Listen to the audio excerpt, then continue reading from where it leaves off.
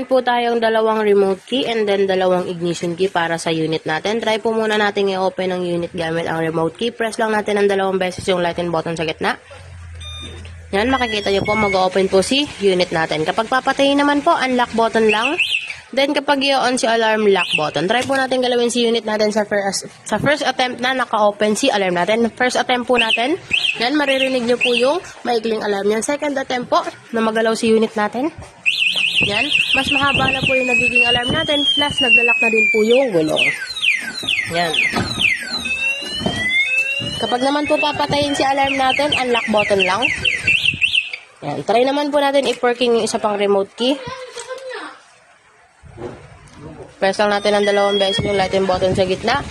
Then, kapag papatayin, unlock button lang. Then,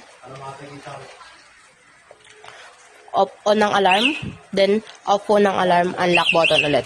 Paalala ko lang po si unit po natin kapag po in-open natin sa remote key lang din natin siya papatayin. Okay po?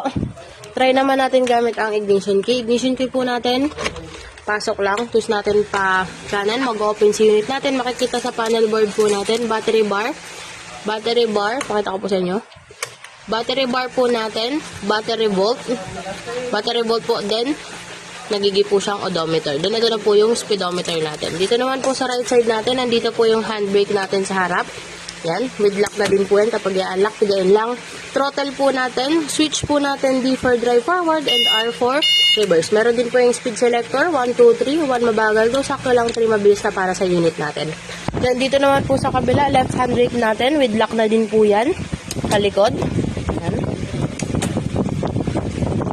Hazard po natin sa harap.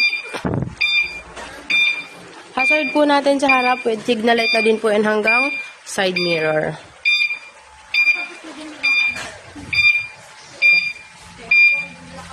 Hanggang sa likod. Working naman po lahat ng ilaw natin. Headlight po natin.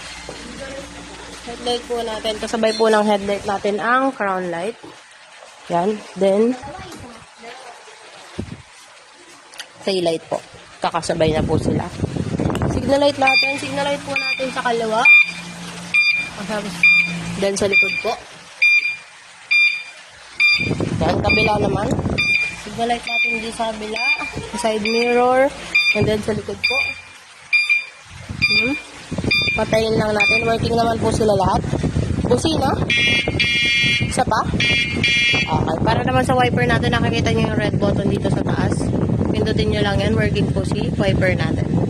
Then, meron din po tayong foot brake dito sa baba. Main brake naman natin yan, harap likod. Then, last, meron po tayong handbrake na tinatawag. Handbrake po natin, itataas lang natin yan once na magpapark tayo ng unit natin sa medyo pataas or paslant na lugar. So, make sure na hindi po gagalaw si unit natin. Pero make sure po na nakababa siya tuwing gagamitin natin si unit para hindi masira or maparsa yung motor ng unit natin.